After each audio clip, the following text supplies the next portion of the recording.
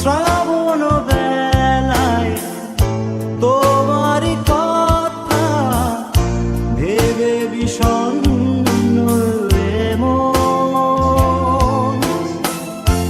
আশার পথে দিয়েছি পাড়ি যেথা তোমার